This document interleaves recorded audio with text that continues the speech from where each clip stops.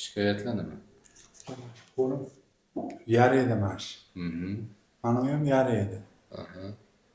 Hali qo'zg'ov bo'ladi. Oqtog'larda hozir Bunday qilib chiqarib olganimda mana shu paydo bo'ldi. o'rni. Necha yil bo'ldi? 1 yildan. Avlodda biron kishida oqtog' bormi? Yo'q, yo'q.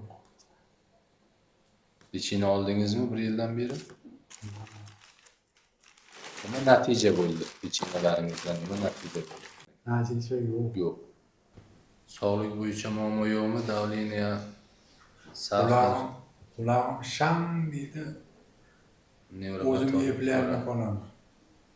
Boshim aylanadi. osteoxondrozdan bo'lishi mumkin. Nevrolog yana tushuntiradi o'zingizga. Endi bunday ko'pchilik men dorilar bilan yaxshi bo'laman deb o'ylaydi-da, internetdan ham dori, tonnalab dori olganlar bor-da. Lekin bu faqat dori bilan tuzaladigan kasallik emas. Ko'pchilik mana shuni tushunmaydi. Hozir ular topshirasiz, keyin to javobi chiqqancha mana shu joyga bitta o'tib kelasiz, xo'p?